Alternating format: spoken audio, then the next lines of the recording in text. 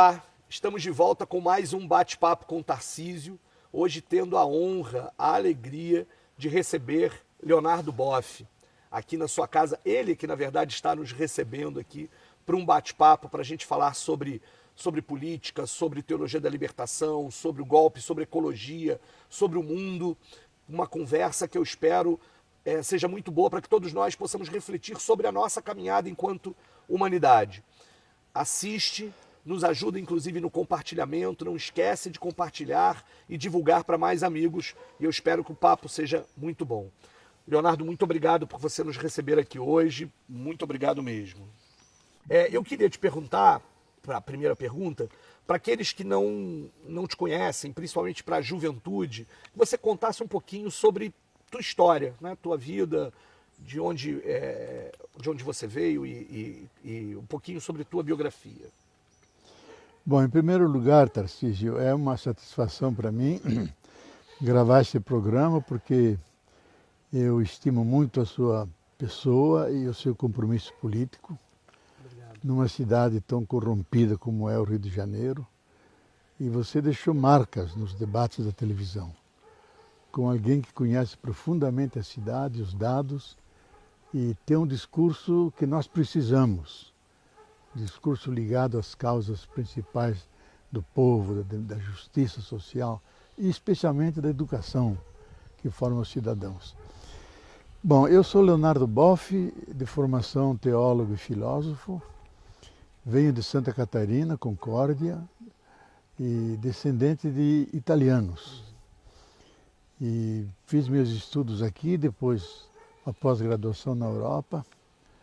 Fui até amigo e discípulo daquele que depois me condenou, me obrigou a sentar na cadeirinha de Galileu Galilei, que era o cardeal Ratzinger, que virou Papa Bento XVI.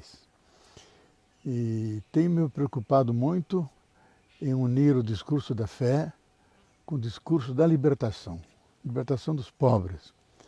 E aproximar essas duas pontas fez surgir uma igreja de libertação, isto é, bispos, padres e religiosas que vão nas periferias, se encarnam ali e fazem um discurso de organização para que o povo mesmo seja sujeito e fazendo da fé que eles possuem uma força de transformação, de resistência, de organização, e disso nasceu um pensamento dessa prática concreta, que é a teologia da libertação. E eu fui um dos primeiros aqui no Brasil a começar isso, no começo dos anos 70, e é hoje uma teologia mundial. Na África, na Ásia e mesmo no primeiro mundo, Estados Unidos e Europa, se dão conta que esse é o discurso que melhor enfrenta a taxa de iniquidade que o capitalismo significa para a humanidade e faz com que a fé não seja alienada e justificadora da situação do mundo, mas uma instância de indignação, de resistência e de avanço e libertação. E isso foi fundamental para toda uma geração. Eu, por exemplo, nasci aqui em Petrópolis e fui de grupo de jovens e da Pastoral da Juventude, e a possibilidade das leituras, inclusive dos textos dessa teologia da libertação, foi fundamental para o despertar da consciência de toda uma geração de jovens que, na minha idade, passavam pela igreja e muitas vezes instados até por uma dimensão, inclusive, da caridade. Muitas vezes pensávamos depois que a caridade só não era suficiente, que era necessário mais do que isso no processo de libertação, no processo inclusive de entendimento do que era a opressão, do que era a questão dos oprimidos, né? Eu acho que isso foi fundamental e queria, a partir disso, que você pudesse comentar um pouquinho sobre, para você, qual foi a importância ou qual é a importância das comunidades eclesiais de base, do trabalho de base na construção dessa consciência. Quem nos ajudou a formular de forma mais crítica e metódica a inserção, digamos, dos cristãos da fé na sociedade foi Paulo Freire. Nós o consideramos como um dos fundadores da teologia da libertação, porque não basta a libertação, é como fazer isso. Então exige uma pedagogia, exige um método. E Paulo Freire nos deu esse método, que é primeiro inserir-se nas comunidades. Então não existe teologia da libertação como teologia. Primeiro que ela não é uma disciplina, ela é um modo diferente de pensar a fé a partir das demandas dos oprimidos, e aquilo que se opõe à opressão é a libertação. Então aí nasce o tema da libertação. E para mim, eu vinha com a formação muito teórica, muito técnica da Alemanha, que tem um currículo acadêmico extremamente rigoroso e sério. E caí aqui e vi que a realidade brasileira era outra. E o que me obrigou a mudar mesmo foi o trabalho no grande lixão de Petrópolis, que eu ia toda quinta-feira à noite e todos os sábados e domingos. Então, em contato com as pessoas que se misturavam com os porcos, com os urubus, e colhendo aquilo para poder sobreviver, eram mais ou menos 200 famílias, aí me dei conta que a minha teologia não valia nada se ela não tomasse essa realidade como desafio e, a partir dela, elaborar um discurso que mobilizasse essas pessoas, que elas se fizessem da fé, não uma instância de piedade, mas uma instância de compromisso. E aí, de fato, eles fizeram isso, começaram construindo uma escola, uma creche, depois uma pequena fabriqueta de reciclagem, Sim. e depois de mutirão, em vez de favela, fazer casas. E eu sei que todos os direitos autorais que eu recebia daqui e de fora, eu empenhava ali. E hoje é um bairro popular, feito por eles mesmos. E respeitando a ecologia, porque junto à mata de onde vem as águas que vão para o rio, então ninguém pode tocar na mata, porque vai tocar nas águas que atingem as populações da Baixada. Então, isso mudou a minha vida. Então a teologia da libertação tem um pé na realidade dos oprimidos e outro pé na universidade, na cátedra, na escola. Unindo as duas coisas é que transforma o cristianismo de um cristianismo de piedade para um cristianismo de compromisso, um cristianismo de resignação para um cristianismo de libertação. E isso ajudou a criar no Brasil um senso da democracia. Isso veio pelas comunidades eclesiais de base, que hoje mais ou menos são 100 mil. São milhões de cristãos, homens e mulheres, que sempre no fim de semana se reúnem, página da vida, página da Bíblia, e tiram conclusões práticas para melhorar a sua situação. E daí nasceu, junto com a teologia da libertação, eu diria antes, as comunidades de base e as pastorais sociais da terra, das mulheres, dos negros, dos índios, vieram antes, são práticas. E a teologia vem depois, refletindo a partir dessas práticas. E o teólogo como militante lá no meio, trabalhando junto. E não só como que analisa e vê. Numa relação dialética, do olhar o mundo e de uma teologia que nasce a partir dessa perspectiva das pastorais sociais.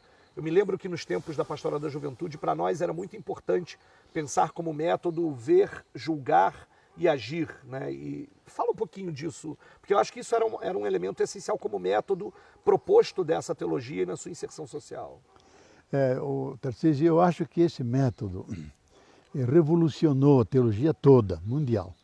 Porque normalmente a teologia parte da Bíblia, parte da tradição, das encíclicas, do ensino do magistério, e é uma teologia dedutiva. A realidade entra lateralmente. Aqui se dá uma revolução copernicana. A gente começa sentindo os problemas da realidade. A teologia, como todo pensamento, até a filosofia, tem que pensar a vida, os desafios concretos. Então tem que escutar aqui na América Latina e hoje no mundo o grito do oprimido.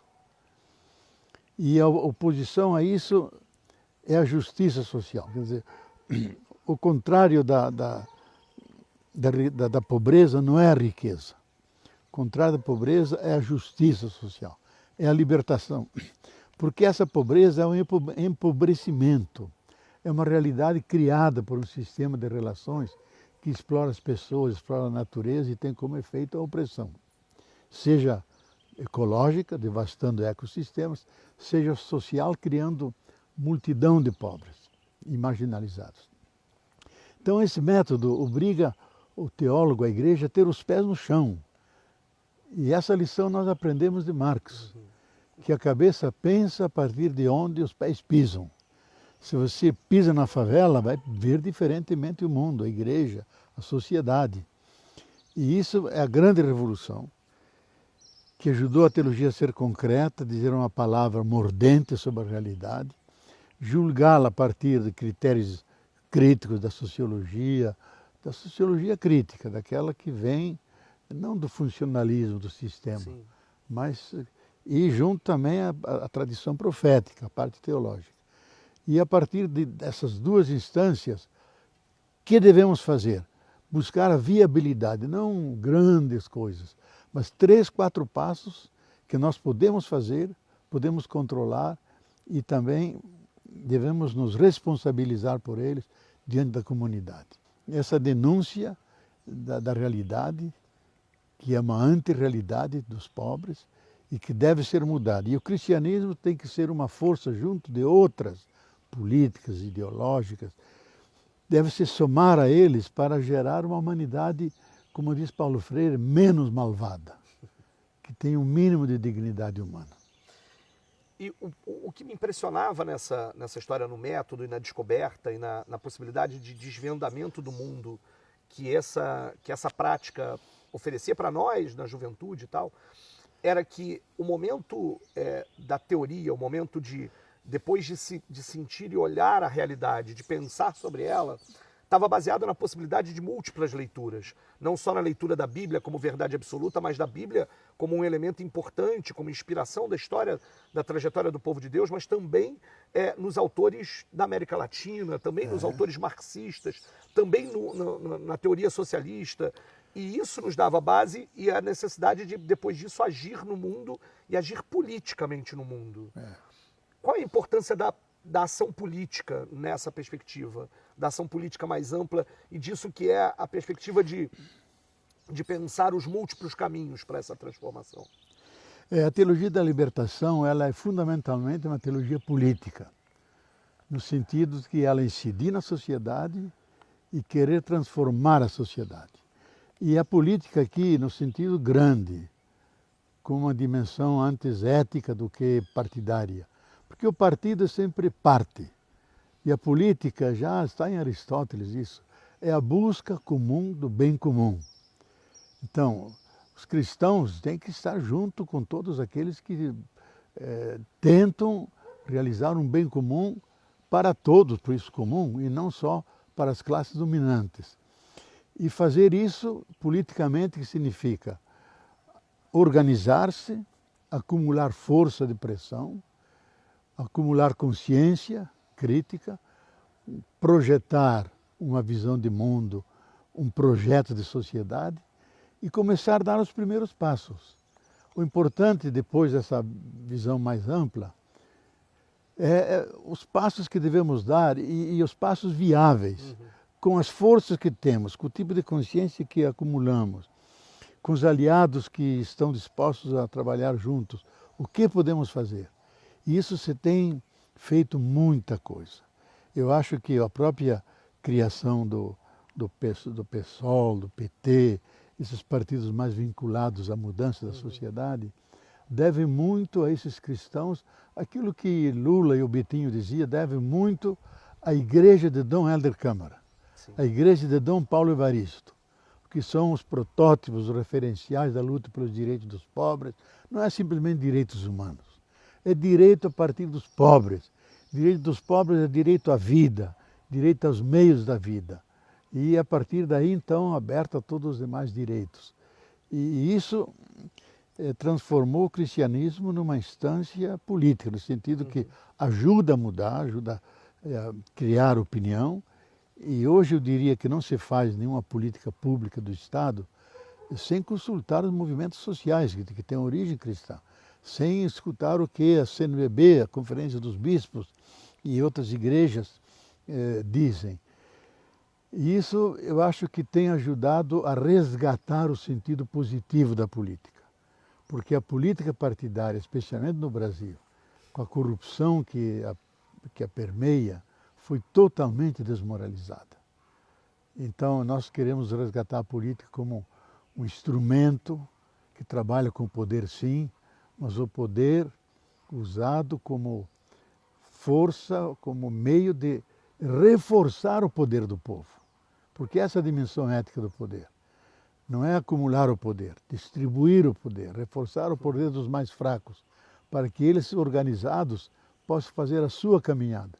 Isso nós temos feito e eu acho que deu muito resultado, criou uma cidadania no Brasil, ajudou digamos, oxigenar nas bases da sociedade o sentido crítico e também o compromisso de querer um outro Brasil e não esse que herdamos do passado. Não perca.